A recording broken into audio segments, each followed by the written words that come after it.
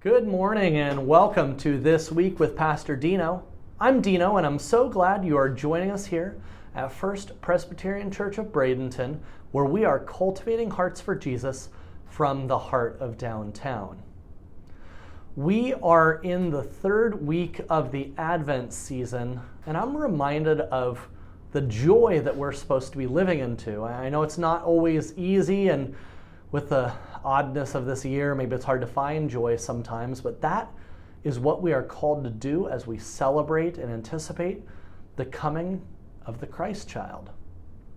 So let us look at the words today from Zephaniah chapter 3 that say this: "Sing, O Zion, shout aloud, O Israel. Be glad and rejoice with all your heart, O Jerusalem. The Lord has taken away your punishment. He has turned back your enemy. The Lord, the King of Israel, is with you. Never again will you fear any harm. The Lord your God is with you, the mighty warrior who saves." There's plenty of joy to be found in that set of verses. God has come to save us. That's why he sent the Christ child. He has come to protect us. And our response is to shout aloud with joy, to truly rejoice. And again, if that's hard for you to find in this Christmas season, I want you to be thinking about what's going on around you. I want you to be thinking about your motives for the Christmas season, how you're spending your time, what kind of activities you're participating in, and try to figure out if those things are draining you or giving you life, if they're bringing you down or bringing you joy. I think a lot of times we do it to ourselves. We stress ourselves out, we build things up in our minds, and it kind of strips the joy away from this season. But truly, God is sending the one who saves, and that is something to shout about with joy. So I want you to find joy this season. Thanks be to God. This week, the church office will be open all week. And if you have not gotten your stewardship pledge card in yet, we'd ask you to go ahead and do that so we can count on it before the end of the year and set the ministry and mission budget for 2021. For those of you who have already done that, we really appreciate it. We have Christmas Eve services coming up, and this year we'll be having two services, one at 4 o'clock in the fellowship hall. It tends to be a bit more of a family service with a worship band and gets all those kids into bed plenty early on Christmas Eve. And then our 6 o'clock service is traditional with carols, and it'll be held in our sanctuary with the choir and Ted and Diane leading music. So both are going to be incredible services, and we look forward to seeing you there. We do ask that if you're planning to attend, you please make a reservation. It's completely free, but it just gives us the opportunity to know who's going to be there so we can accommodate and socially distance properly. And you basically just go to our website, www.bradenton.church. You'll see a pop-up that says Christmas Eve, and you can click Book Now to set your reservation, pick your time. Now, if you're not familiar with doing that on the computer or that makes you uncomfortable, you can call the church office Monday through Friday between 9 and noon, speak to our volunteer, and they will get you all set up with that confirmation. It's the Christmas season, and I'm sure you've had your share of hot cocoa and Christmas music and Christmas movies. And you know, that got me to thinking, I wonder what Ralph thinks about Christmas movies. And now, this is what Ralph thinks.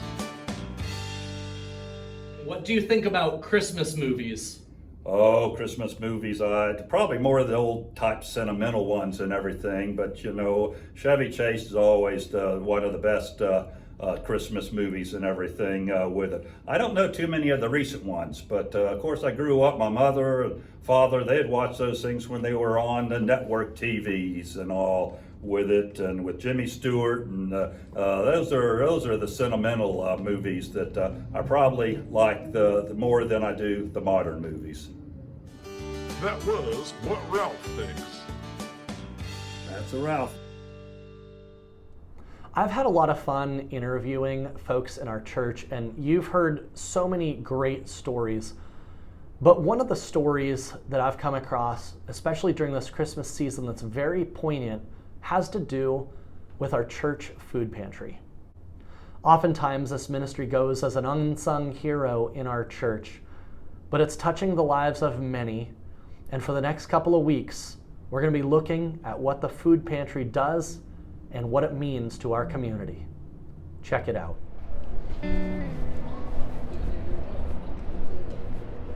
Typically, when we think about our home, Bradenton, Florida, we don't think about the amount of need that is here in this sunny, wealthy Gulf Coast community. But the need is real. Poverty is real. Homelessness is a real issue here. And that's why ministries like the First Presbyterian Food Pantry are in existence today, to help meet some of those needs, to be a good neighbor to those who live in our community.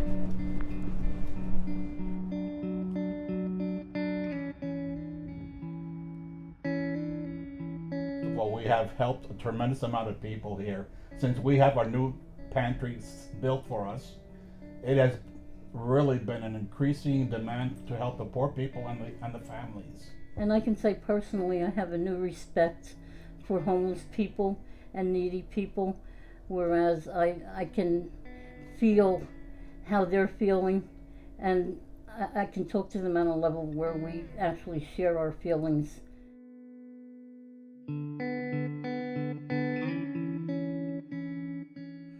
Well, I've been serving a couple of times a month for the past not quite a year, I guess. We do two different things. We do snack bags for individuals that come during the day, and we do grocery runs basically for families that have a facility to cook.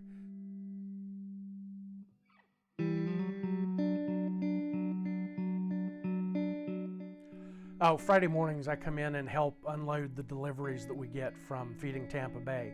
That may be 50-pound bags of potatoes, it may be gallons of milk, it may be cans of chicken, it may be just about anything.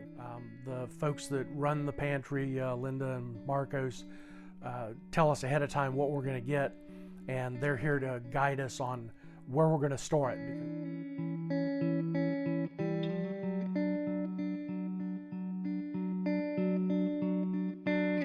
We unfortunately can't ask for specifics, we just get what they have available, and it becomes what we have available to hand out.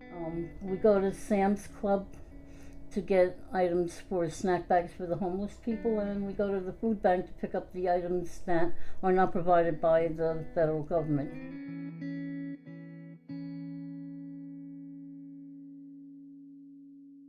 Well, my name is Ruth, and I live here in Bradenton for the last 10 years or so. I'm a dental hygienist by trade, and wanted to spend some of my time volunteering, and food pantries and soup kitchens have always been something I wanted to get involved in. And so one day I went to the library and I drove by on my way out of there, and I passed the church and the food pantry was open, so I drove in, and Linda, who's in charge of the food pantry here, was here with her husband unloading a bunch of food.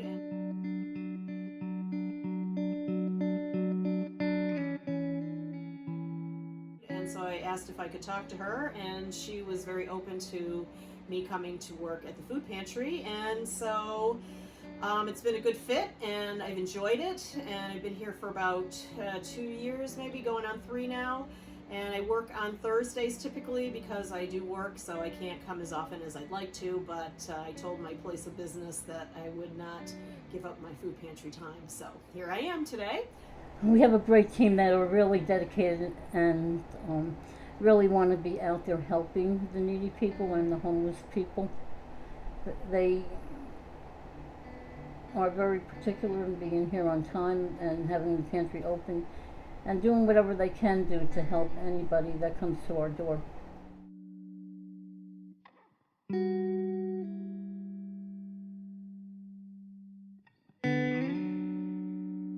I've been working for 5 years, volunteering once a month on a Tuesday or a Thursday.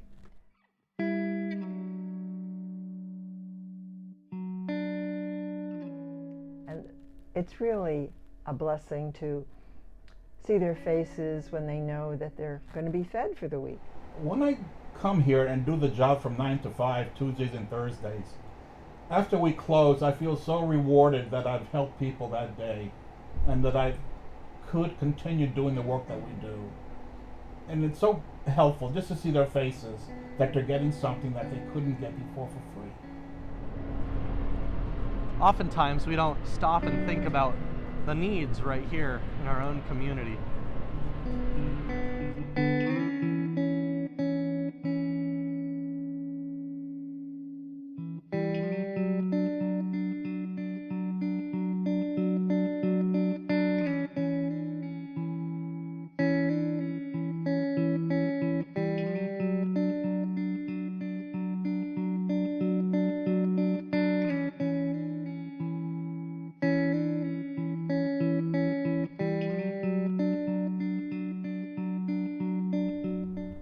This week we'll have an online mini concert, and that'll be on Wednesday at 7 o'clock, so tune in for that. On Saturday, there's an Advent study going on Zoom, and it's great. It's at 10 o'clock and discussing all those kind of nuances of the Advent season.